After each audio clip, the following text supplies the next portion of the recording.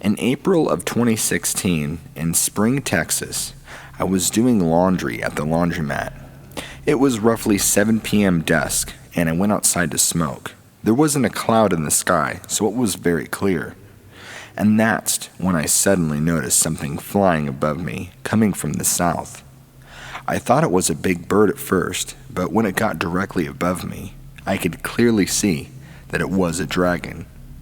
Long trident-tipped tail and very squared-off shaped wings. The head was kind of doggish looking from that angle and can make out scaly features. Because the sun was going down at the horizon, it was glistening in the sun, and I started to pull out my cell phone, but realized I had turned it off earlier. I tried to get a video, but it was gone from view already. That's the other thing, it was flying faster than any bird can ever do. Has anybody else ever seen anything like this?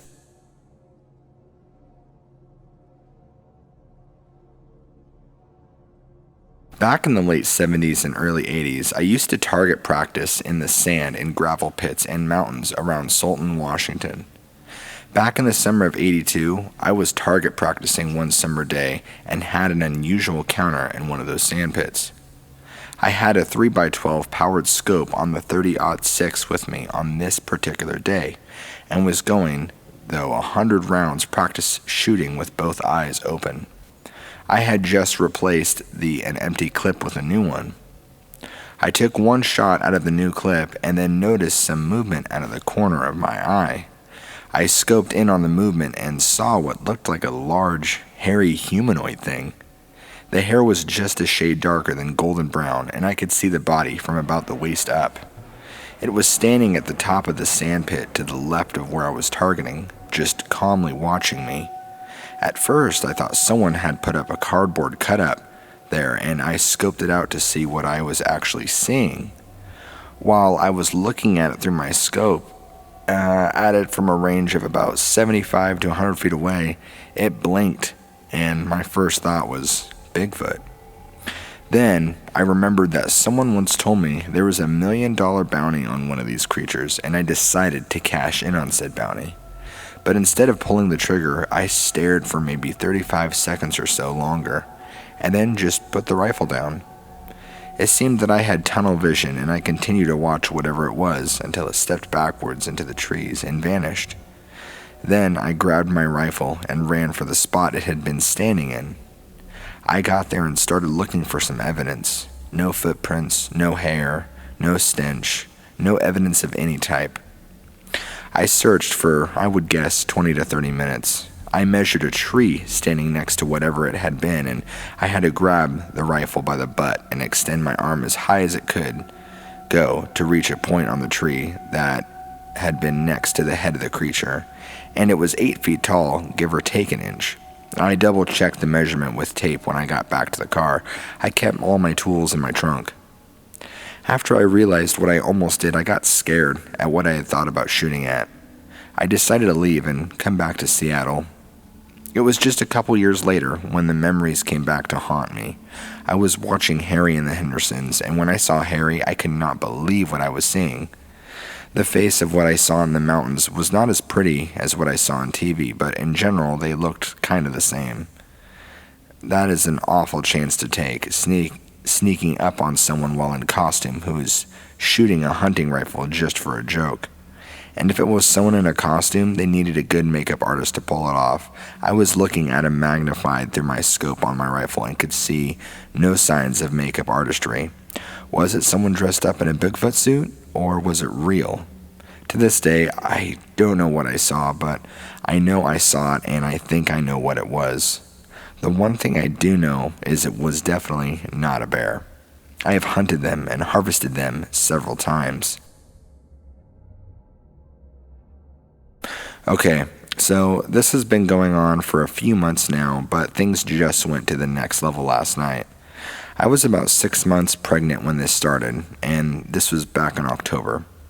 We had only been living in this house for about 2 to 3 months, and everything had been normal. The first few times it happened, I didn't think too much about it. I just thought it was a bird or something. The whistling always happens at night. It is one of those higher pitched whistles, a very short pause and then a lower pitched whistle. I'll start with the first time I noticed that there was something odd. I was probably around 7 months pregnant, and my dog and I were napping on the couch. For whatever reason, while I was pregnant, I would moan in my sleep, sometimes so loud I would wake myself up. So, I was asleep and I woke myself up moaning, and then I heard the whistling, but it sounded like it was coming from the kitchen. I know I wasn't just hearing things because the dog shut up and looked in the kitchen with his ears perked. After that happened, I had noticed that the whistling was only happening at night, and I have never heard a bird or anything else make this sound during the day. It started to become more frequent, but the dog and I were the only ones that were hearing it. I had told my husband about it, but he just kind of brushed me off and didn't really believe me. The second weird thing that happened was, at the end of my pregnancy, my husband and I were in bed together. I was sleeping and he was just watching TV. I was moaning like normal. My husband said it was getting louder and louder, and then he heard the whistling and I stopped moaning. He woke me up to tell me this. After I had my daughter in January, the whistling had pretty much stopped until the last couple weeks. I have been hearing it almost every night, and on Sunday my husband and I both heard it. Last night, after my husband got home from work, he took the dog outside. We have a very long and narrow patch of trees directly across the road from our house. I was in the house. The windows were open, but the curtains were closed, so I could hear but not see. So, according to my husband, the dog was peeing and really focused at the patch of trees. And then he saw a cat, but the cat was stalking something in the trees. And after the dog was done peeing, he just took off. At first, my husband thought it was the cat, but something shot out of the trees. In the house, I heard the claws on the pavement, just really fast ones, and then the obvious stride of our dog. I heard my husband yell for the dog to come back. When they came back in the house, it looked as if my husband had seen a ghost. He said that whatever came out of the trees was pretty big, about as big as our dog, who happens to be a Doberman Pinscher, by the way, of about 110 pounds roughly, and on all fours. It ran so fast that he said if he wasn't paying attention, that he probably could have missed it. It looked more like a human, though, that was on all fours. It was dark in color and jumped into the air and just disappeared. All last night, the dog did not want to be alone, and usually he sleeps on the couch, but my husband had to throw him out of bed. This morning, my husband went outside to look in the trees to see if there was an obvious spot where this thing had been living. When he went over to check it out, our neighbor, whose yard happens to back up to the trees, came outside, and when my husband told him there was something big there last night, the neighbor said, "Oh, it won't hurt nothing." I can't help but think that this creature and the whistling are related. If anyone can help me figure what it is or what I should do, that would greatly be appreciated. Recently, my husband and I traveled to the Wichita Mountains Wildlife Refuge. We had been there a few times, and the Parallels Forest are my favorite place to go. But this time, something weird had happened. I wanted to show my husband the Stone Rock Circle, so we started by walking down the path I knew it led to. Then, for some reason, I found myself walking off the path to a group of trees off by themselves. My husband asked where we were going since we were no longer on a path, but I just kept going. I don't know why, it was like something was drawing me in. I was filled with a scene of hopelessness. It wasn't until I was standing in the middle of a creek that I realized I hadn't really been in control of myself. I brushed it off and got us back on the right trail, telling my husband I just get turned around sometimes. After seeing the stone, we headed back to the car.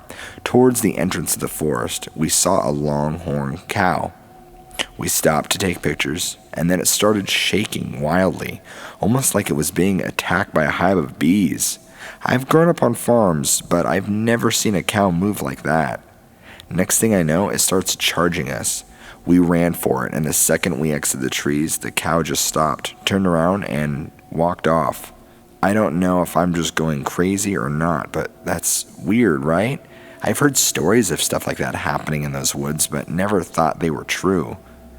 But after all that, I'm really wondering about these Boar Man stories. Like, could he really be controlling animals and affecting people's thinking? I can't believe I'm even asking about the Boar Man, but I know one thing. I'm never going back to the parallel forest.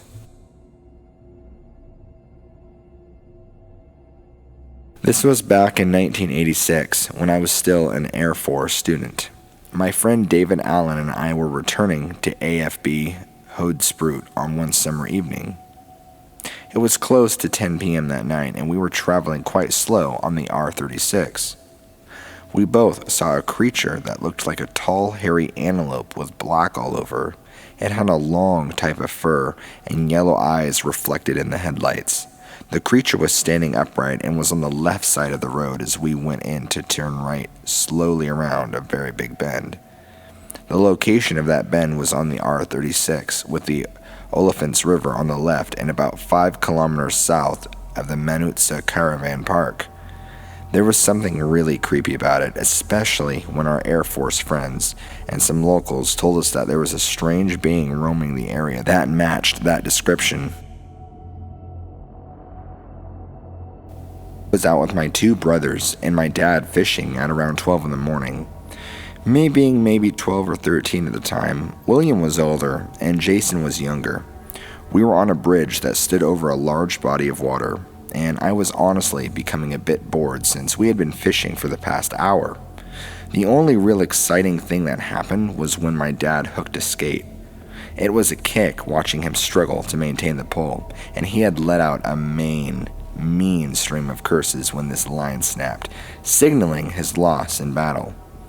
The area was surrounded by dense forest and was beautifully lit by the night sky. I would look over the bridge's wall countless times just to see the moon's light reflecting off of the dark, steady waves. The bridge wasn't made of wood, but concrete. It was strange looking now that I think about it. Instead of being only about 3 feet off the surface of the water, it was maybe 10 or even 15. I assumed that it was made for walking or riding across. It was narrow, but just wide enough to fit 3 average people side by side. Upon stating that I wasn't having much fun, William led Jason and I down to a large blackberry bush. It was just set next to the beginning of the bridge, so my dad could still see us. With our group, we had 4 dogs. I know it seems like a lot, I know, but we currently still have only 2 instead of 4. Tragedies happen, I suppose, but back to the story. 2 of the dogs were German Shepherds, the dogs we have currently. Other than them, we had a Border Collie and a Foxhound Akita mix. Very beautiful dog, tall and slender, but with just the right amount of muscle. He was all white, with the exception of fawn points and freckles, also extremely fast. Now, here's the confusing but necessary part. The female German Shepherd was Charlie. The male German Shepherd was Simon, and the Foxhound mix was Buddy, and the Border Collie mix was Sophie. Okay, we've got that down. On with the occurrence. We weren't really collecting the berries, it was more of a pick and eat thing, and every now and then one of us would shout out, startled by the sudden prick of their finger from a thorn. Charlie and Buddy were my personal dogs, leaving Jason and Sophie with my dad and Simon. As I was feeling around for berries with Charlie sitting at my side, Jason left to give my dad some. I turned around to watch him go, Sophie at his heels. Before I could turn back around to face the bush, something caught my eye. Something big. My first thought that it was a tree, that is, until it turned its head towards me. It locked eyes with me. I felt paralyzed by fear. I barely managed to wave my arm around in William's general direction, trying to catch his attention. He must have noticed as he responded with a quiet yeah. Turning to see what I was looking at, he began to say something, but immediately stopped. All emotion drained from his now pale face. "Who is that?" he would ask me. I can only mumble, "What?" Not that I didn't hear him, no. I was correcting him. This thing was massive. Really, the only color you could see was the creature came from its eyes. They were wide, human-like, but from where I stood, they almost looked orange. The rest was basically a silhouette. I could feel the presence of the dogs next to us.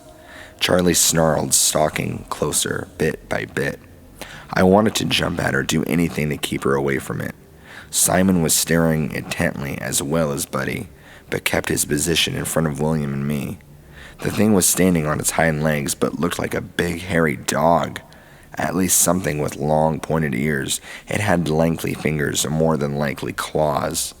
It leaned forward a bit, but not much, almost as if it wanted to intensify its glare, or maybe just to get a better look at us. I jumped at the sound of Charlie snapping her jaws at the thing before, bounding towards it. I nearly choked on my breath as Buddy followed her. I frantically looked around for Simon, who was cowering behind William with his head bowed down, growling. William started to run after them, and I started to cry, from both fear and slight anger. I heaved a breath and willed my legs to run as fast as I could. William was on the track team and played baseball, but he was the least of my worries because I was too. It was the fact that we were chasing two dogs and a terrifying animal-like creature. Now that I think back on what I did, I must have been insane, and nevertheless, I chased them in the woods. We eventually slowed to a stop as we saw the dogs ahead of us. They were standing defensively, barking and snarling the cryptid. I couldn't see exactly, but it looked as though the creature was now on 4 legs, and smaller. The dogs fell back as though they had been pushed and scurried away from it as an ear-piercing scream sounded. But he took off back to the bridge where we later found him, and Charlie crouched in front of William and I. The scream sounded strangled, unlike anything I'd ever heard. I had let out a fearful shout before I felt something grab a hold of my wrist, which, believe me, did not help the situation. William was trying to pull me along, trying to get us out of there. All 3 of us ran towards the bridge. The whole way there, it felt as though the creature was right on my heels. Me being in the back, but maybe a foot. Once we were free from the trees, we didn't stop. We bolted into the water, William and I. Charlie merely followed, but not knowing what to do. I whipped my head around as we stopped and saw nothing but pine. I choked on my tears, feeling both relieved and terrified at what had just gone down. Back on the bridge, we had told our dad, he called Bull, that we were just playing a prank. "But you heard the scream, right?" we would ask him. He would blow us off completely and just continue fishing. He was, and still is, a skeptic. "Gotta see it to believe it," is his paranormal motto. I honestly don't know what that thing was, and I don't think I want to know. Part of me is curious, but all of me wants to know what I'm dealing with, so I have more information on the subject. I really don't think that I'm the only one who's seen this, but from what I've heard, it's definitely a werewolf or a dogman. I've always been one to find everything and anything unusual, and not of the norm fascinating. How can you not? I grew up with parents that gifted me with a great imagination. My mother has always been one to love the idea of fairies, even collecting those mass-produced fairy ornaments. When I was 13, my best friend decided to come over during the summer holidays. We thought it would be fun to put on capes and draw hair on our feet to be hobbits for the day. Boy, teenagers were different back then, or at least we were. During our adventures in the garden, we found a few gray mushrooms. My garden is small and surrounded by other houses in a built-up suburban area. We used my brother's Playmobil, poultry, and jugs to create a picnic feast for the fairies. This whole time we weren't taking anything seriously, just having a bit of fun. We filled up a tiny jug of water and cut up tomato and strawberries and placed them on plates on a small table under the mushrooms.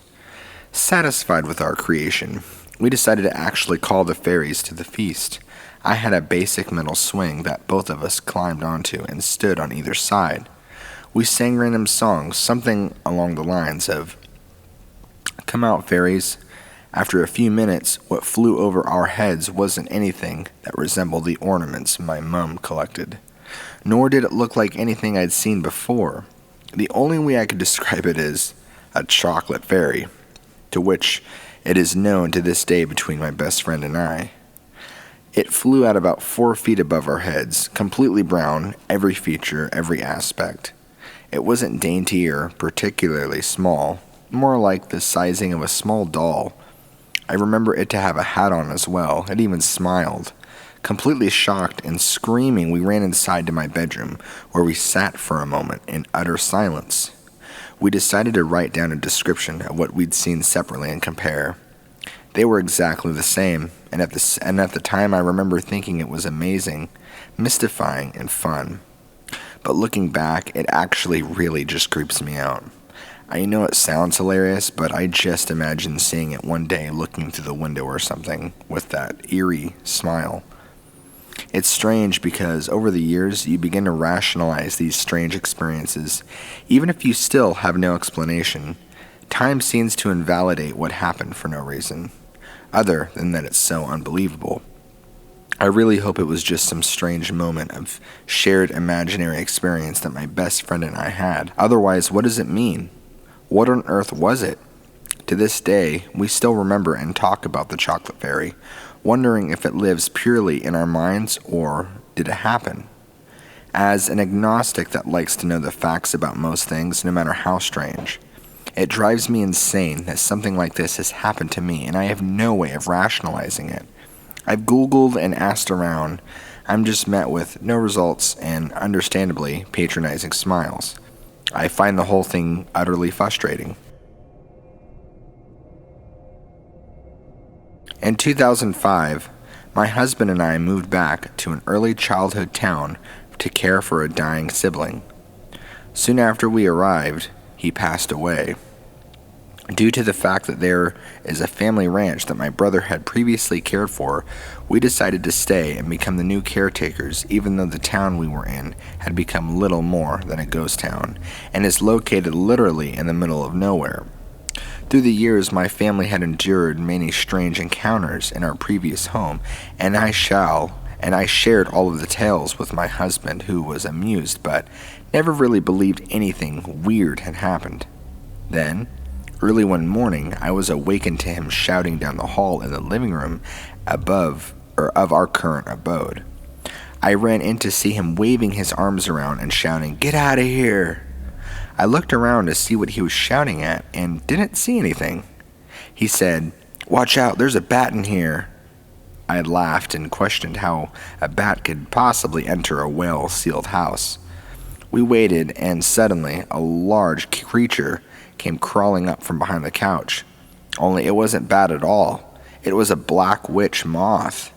That is a real creature that grows to be as big as a bat and has a distinct pattern on its wings that looks like a skull's face. My mother used to say if you see one, it means someone is about to die. Superstition, of course, but it made me remember the childhood experiences that I had related to my husband.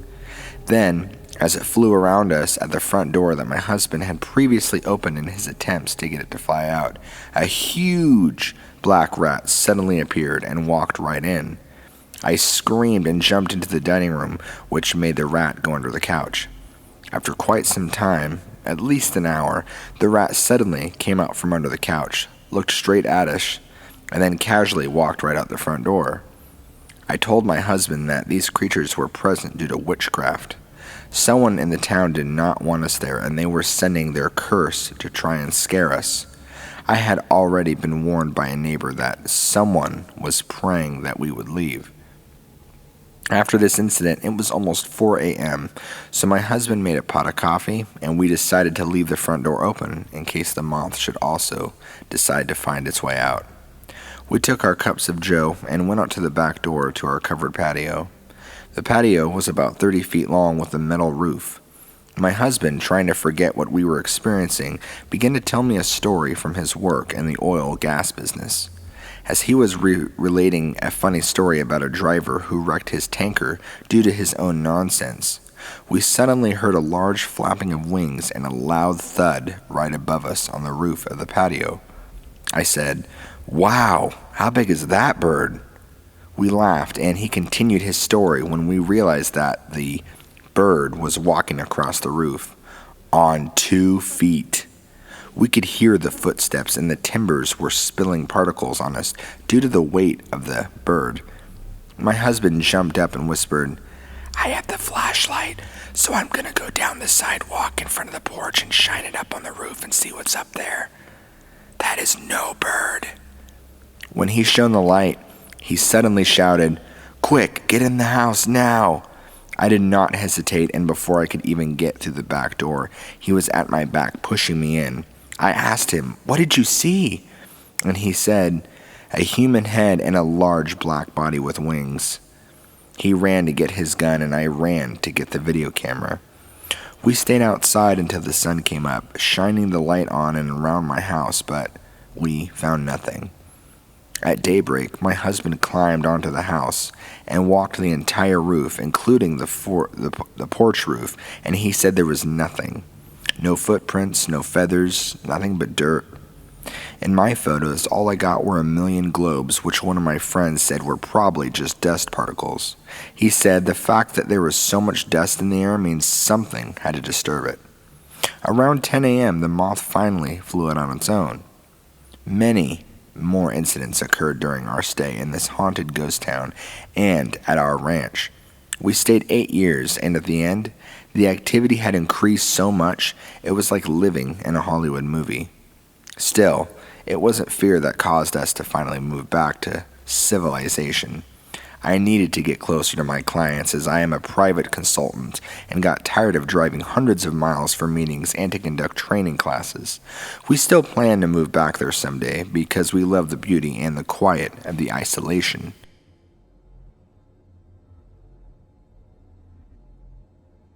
This happened well over 10 years ago, so I cannot provide dates, but my experience happened in Salt Fork, Ohio.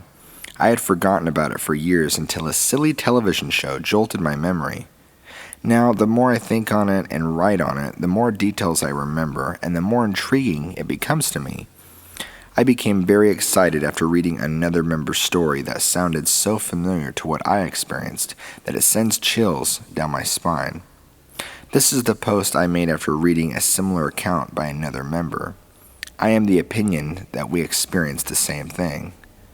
The first telling I wrote on here had just seen an Animal Planet cryptozoology episode that took place in the same remote area that I had my encounter. When I wrote my reaction in the comment box of the other member's experience, I was more focused, and so more details surfaced from my memory than in the first time I told about what had happened. So, is that second recall I wrote. It was late. We were sitting around our campfires eating hot dogs and cleaning our rifles from the day's volley of rounds, when out of nowhere, this horrible ear-piercing, aggressive scream came out from the tree line, no more than 20 yards away. This thing was so loud that I could feel the vibrations of the sound waves go through my chest. It was just like being at a metal concert and being too close to the speakers. Whatever that thing was, it was angry, and it seemed directed right at us. I'm sure you are familiar with the wildlife indigenous to your area, as in, you know the sounds they can make. I'm also a veteran camper, and I know all of the sounds the night brings from coyotes, owls, foxes, etc. Let me just say that this was nothing I had ever heard before, period. This was no coyote, it wasn't a fox, it wasn't a bear, it wasn't an owl, it wasn't a hawk, it wasn't a falcon. The three of us jolted up and instinctively pointed our rifles in the direction the awful noise came from. I wanted to pull the trigger right then, but I was afraid things would go from bad to worse. My buddy, Brian, voice shaking, goes, "I'm gonna go back to the car." We started slowly walking backwards. I still had my Remington aimed steady at a group of trees, ready to fire at any minute. As it got a bit farther away, I thought that maybe it would not follow us if I let off a shot or two. So I did. I fired 2 rounds into the dark woods, and just based on intuition alone, I think whatever made that sound was long gone. We made it to the car and sat inside, clutching our rifles until daybreak. When we went back to the campsite, everything was how we left it. Nothing was missing or damaged, and the three of us have never spoken of the incident since. I don't know what made that noise, but it made 3 well-armed, experienced woodsmen who are not easily frightened cower and hide like mice from a cat. When I still lived with my parents, I had the room facing the backyard in the next door house. In the garage in our backyard, we had made a heated house for the cats and our dog Sadie. an older chow mix who was always happy and friendly.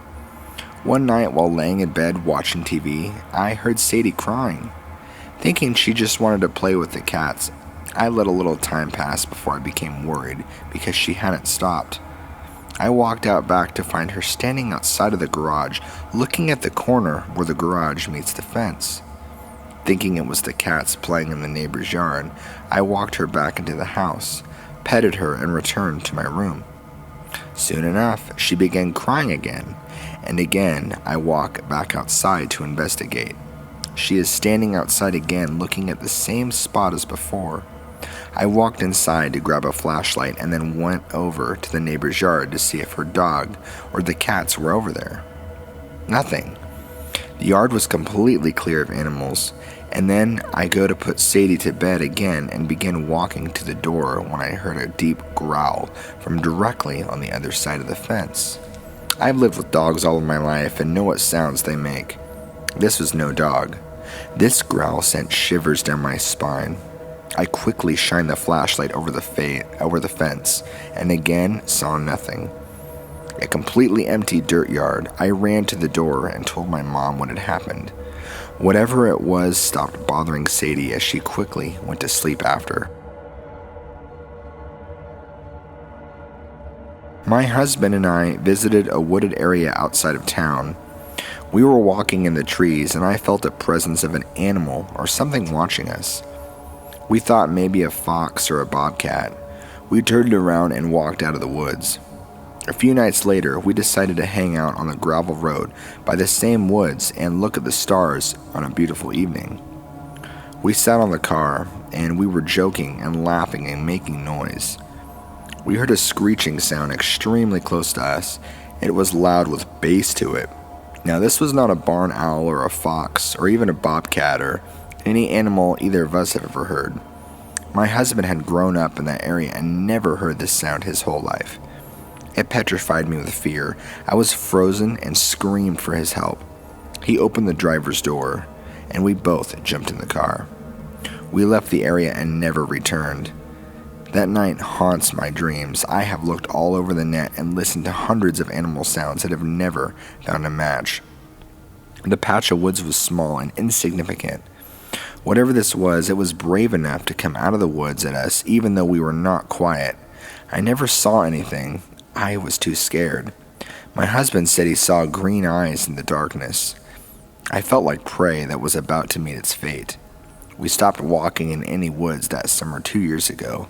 My husband was just as spooked as I was, and he had been in all of the wooded areas before. We saved up money and moved out of state. We are not people who are afraid of woods or animals. We moved to the mountains of the south and have never heard anything like that again in the night. This is the first time I have ever told this story publicly. I have been an over-the-road truck driver on and off for 20 years, and I have seen lots of things out there on the road that's hard to explain, and this is one of them. I drive mostly at night because it makes my job easier. Traffic is not near as bad as it is at night as it is in the daytime. Well, I was driving down a lonely part of interstate one night. This is an interstate where there's not that much traffic in the daytime, let alone at 2:30 in the morning. Anyhow, I was running down interstate and I caught some movement on the right side, right next to the wood line, and I was thinking maybe it was someone in need of help, so I slowed as I approached. Well, the closer I got to it, I could tell it wasn't a person, but what I perceived was an animal. So I slowed and hit my four-way flashers and pulled over in the emergency lane. Now you've got to keep in mind, I'm an avid outdoorsman and hunter. I've killed deer, black bears, wild hogs, elk, and I've seen moose, cougars, and grizzlies. But what I saw here was none of those things. Now I'm not going to put a label on it because I don't know what it was. About the time I got within a couple 100 feet of it, I hit my high beams. It was about 5 to 6 foot tall, not huge but big. Its eyes shone a yellowish green in my headlights. It was hairy but had bare spots on it, and it was standing on 2 legs, not all 4. Now I know what most of you are thinking, that this is a Sasquatch. Well, I'm not saying that, and I'm saying I don't know what it was. While in my headlights, it put its arm up to block out my lights. It was bare around its arm, but you could see through some of its hair to the skin below the hair, which was a dark skin, but not black by no means. And what I saw of its face was like a cross between a human and an animal. I watched it for about 3 minutes until it wandered beyond the tree line on 2 legs and disappeared. Anyhow, that's what I saw. We keep accident camera packs in our trucks, but that was the last thing on my mind, so I didn't get any pictures of this thing. Anyhow, I'd like to write a book on the things I've seen out there on the road, but I've had limited education and really can't express my thoughts on what I've seen. But I may attempt it in one of these days, I don't know. Well, I hope you enjoy reading my story. I'm not telling the state in which I saw it because I don't want people hunting it. I can tell you I've been in the most states except Hawaii and Alaska. Around January 2001, it was after I got my driver's license, but before I went off to study. I was driving around with a friend of mine, just chatting and catching up. We decided to call it a night and drove my car to an area that was close to our flats where I regularly parked. This was semi-waste ground, commonly called the Components Factory, thanks to a light industrial area that was now defunct and beside the local coach park. Driving alongside the road, we noticed a couple looking and pointing up at something that was floating above the coach park terminal building. At first glance, it literally looked like pieces of black rags that were suspended off of the building. There was a noticeable gap between the roof and the rags. We parked the car and I asked my mate to run back with me to have a closer look at what that thing was. He wasn't having any of it and said that he wanted to go home. As peculiar as I found his lack of interest in this as I was, I understood that he seemed uneasy about checking it out and accepted that he wasn't going to come along. I therefore ran on my own to the building to see that the couple had moved on and that the thing was no longer on top of the building, but floating parallel to the ground at the same height that it had been when I saw it originally. I was able to take a closer look at it, and here is where the story turns somewhat weird. What I saw was floating 8 to 10 meters off the ground, height of the building plus then some. It looked for all intents and purposes like a small and long dog skull, where I can make out the snout part and the concave areas of where the eyes should have been, in addition to at least one small canine fang protrusion coming off the end of the snout. The rags seemed to be made of genuine fabric, but it looked like a cross between a hooded and matted hair that started halfway into the dog skull and hang loosely for less than a meter in thick clumps. Whatever it was, I can only describe it as an inanimate since it was just floating. Hovering is probably a better description, just away from the terminal. It made a beeline as the crow flies past a residential block and out to the nearby marina, where it went out to sea, avoiding the long masts of ships in their berths. I had to run around the building and up to the marina to see it just float away. That was the last I ever saw of that thing, and I've never experienced anything remarkable since, or before for that matter. The next day, my friend only briefly acknowledged that we saw something whilst driving, but never wanted to know more about it. He moved out from Gibraltar to the UK shortly afterwards, and haven't seen him since. I would certainly appreciate any input into what others think this may have been. I'm relatively serious, professional individual, and don't actively believe in the paranormal, but open to the possibility of unexplained phenomena. Finally, I want to be explicitly clear that what I saw certainly felt both real and out of place. Thanks for reading. I've always been fascinated by tales of cryptic lake or water monsters, though I've never actually seen one myself.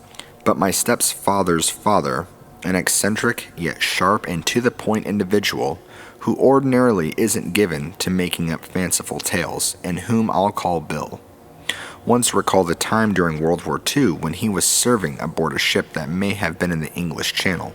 He noticed a commotion one evening on deck, and when he went to investigate, many crewmen were carrying on about something. Those who happened to have cameras were eagerly snapping photos, though conveniently Bill didn't have one. What he claims to have seen was astonishing. A creature was traveling in the water in a perpendicular fashion, just slowly enough to frighten the crewmen into thinking that their vessel would collide with this beast. The creature, whose long back broke the water and looked something like a crocodile's, had its head held out of the water as it traveled. Its incredible size was said to be even longer than the vessel itself. Bill stared open-mouthed. As he recounted, the vessel and the creature actually did come very close to colliding, but apparently the animal had a clear destination in mind. It simply kept on traveling without acknowledging the vessel or looking left or right. Luckily for those on board, and it was not seen to submerge. Crew members followed it with their eyes as long as they were able to until it finally disappeared from sight. This did not sound like a crocodile to me, even a large one. When I pressed Bill for a better description, he stubbornly gathered his bearings and stated, "Well, it looked like a dinosaur. That's all there is to it. A dinosaur, I swear to it." This was especially chilling to me. I'm 62. This story has bothered me all these years. When I was 7, my dad built our house. After supper, I would sit on his lap in front of the picture window in the evening and watch the family TV shows. When it was completely dark out, I would see a pair of glowing red eyes. They weren't stationary, and I never saw an outline of a body. They scared me, and I would ask my parents what it was. My dad never confirmed or denied them, and my mom would simply say it was a reflection of cat eyes. Sure. They would come close to the bottom of the window and move up, down, and about 12 feet away at times. I started closing the curtains before sunset, and I saw them for years. I lived there until I was 18. Has anyone else had a similar experience? I have a few stories. I don't know why things keep happening to me, but I have no reason to lie. I can't tell my stories in normal settings for fear of being branded a nut, but the following actually happened to me, and I'd love to hear from anybody who's had similar experiences like mine. I used to work nights in a nightclub in Perth, Western Australia, and on my way home I had to walk through a large park called Hyde Park. Hyde Park had concrete paths lined with huge Moreton Bay fig trees. They are massive trees with large roots, big enough to sit on actually. One night I was walking along one of the paths when I noticed that the roots of one tree were shaped like a person. I thought it was cool, and when I got close I knelt down to have a better look. As I bent down, the figure in the tree looked up at me. I think it was a he, and I'm not 100% sure though. He was nestled in the roots of the tree and sort of appeared to be a part of it. He was kind of wet looking. At first I thought he was the victim of a mugging or something, and I started to ask if he was alright, but before I could get the words out, I realized he wasn't human. He had big, almond-shaped eyes. Cat-like, I think. I guess he looked like pictures of demons, of aliens. Grays, to be precise. He had very kind eyes, though, and I wish I'd stayed to talk, but I was so freaked out that I ran without looking back. The next day I went back to look at the tree, and there was nothing resembling a person at all. It would be kind of a relief to me if I could write the experience off as just a trick of the light or something, but I trust my senses a little bit more than that. I saw a few strange things in that park, but that was by far the weirdest and the spookiest. On April 11th, 2012, I received a call from the man who, along with his girlfriend, had a frightening encounter with a strange creature on November 20th, 2011, outside of Troy in Bradford County, Pennsylvania. The fellow told me that what he saw scared the hell out of us. I was able to interview the woman involved on April 26, 2012, and after conducting extensive interviews with the driver and his girlfriend, I learned the following details. At about 11:05 p.m. that evening, they were driving onto Mud Creek Road, traveling west towards Highway 14 near Troy. As they continued down the dark road, their attention was drawn to the left side of the roadway. The man, who was the driver, saw some movement and mentioned it to his friend. The woman initially thought that a naked man was crawling on the side of the road. The driver decreased his speed, swerved his truck in the middle of the road, and directed the high beams of his headlights toward the subject. The driver stopped about 30 to 40 feet away, and they soon realized that this was not a person, but instead a creature that was crawling very low to the ground. As they watched, the creature moved into a squatting position with its back completely straight, somewhat like the stance of a kangaroo. The arms of the creature were held tightly to its body. What looked like long claws that had resembled the talons of an eagle were easily visible. The claws were estimated to be about 8 to 10 inches in length. One claw was shorter than the other three. The creature had a muscular body. The head of the beast appeared to be oversized and shaped like that of a wolf. At the top of its head were two pointed bat-like ears that looked to be about 4 to 6 inches long. The entire creature, according to the man, was covered with a dull, wrinkly, dark black skin. The man described seeing large canine-like teeth in its mouth. The eyes of the creature were about the size of a silver dollar and were shiny black. The man stated that even though he had his high beams directed at the creature, there was no reflection from the eyes at all. The man said he looked over the body during the 12-second encounter and for some reason thought that the creature should have wings, but none were apparent. In the squatted position, the creature seemed to be about 5 feet tall. At this point, the creature was in the left lane of the road and about 1 to 2 feet onto the pavement. As the couple watched in amazement, the creature began to stretch its body. The man said at this point the animal started to stand up on its back legs while also falling over onto its front feet. The driver said that in this position, the creature seemed to be about 6 to 7 feet tall. The animal then fell over on all 4 legs. The witnesses observed that the front claws of the creature was now 2 feet across the center lane of the highway, while the back feet remained 1 to 2 feet from the edge of the road. The creature then turns its head to the right and looked towards the vehicle. The driver told me that it looked directly at them, and with a horrific expression, like it was panicked. The fellow saw it take a deep breath. He had the feeling that the creature didn't even realize that it was being observed, and when it realized it was like it was caught doing something. Once it realized it was being observed, it leaned back slightly and then reached forward with its claws. The creature then took one tremendous leap and cleared a 7-foot embankment and moved out of sight into a wooded area. The man estimated that leap was about 40 feet long. As it was in the process of leaping, it was perfectly straight and held its front claws forward.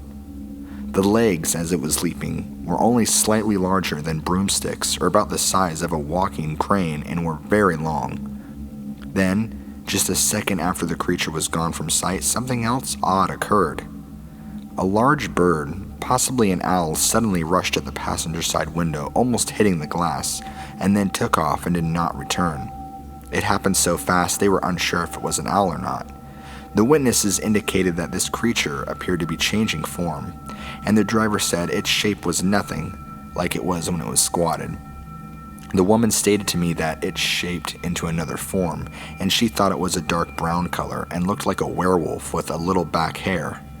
She estimated that when it was leaping into the woods, she thought it stood about 9 feet tall. The woman, while reluctant to say it, said, "I think it was a man changing into a werewolf." The man, after the experience, went onto the internet to try and figure out what he saw and told me that the closest way he could describe the creature would be a gargoyle with no wings. And the man commented, "I will never forget what I saw that night."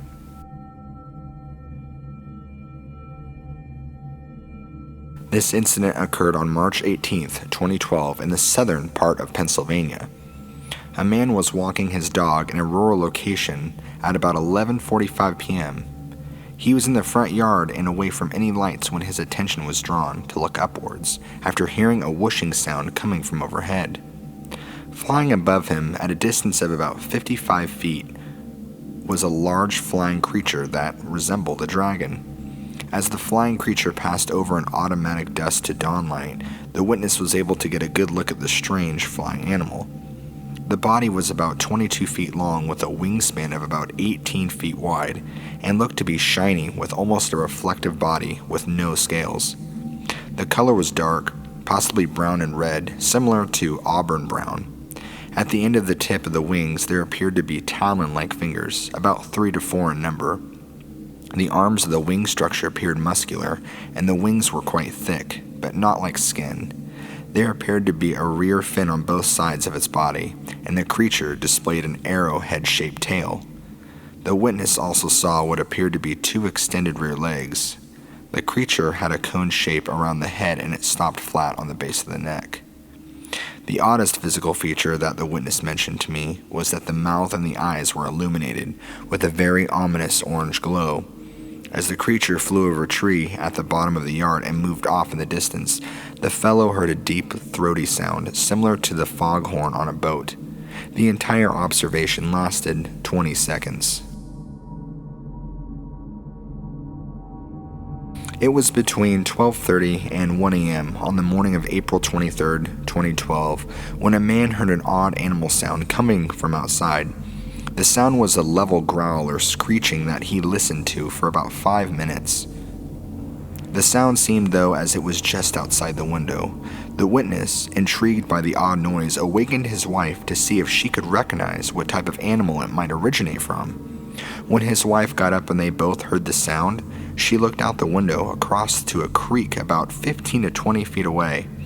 She then noticed what she thought was a deer standing up in the middle of the creek. Her husband questioned why there would be a deer standing in the creek and why it would be making such a strange noise. He then looked out the window and saw an undetermined creature, dark brown in color and about the size of a deer. It could have actually been larger than a deer if it was peering over the retaining wall.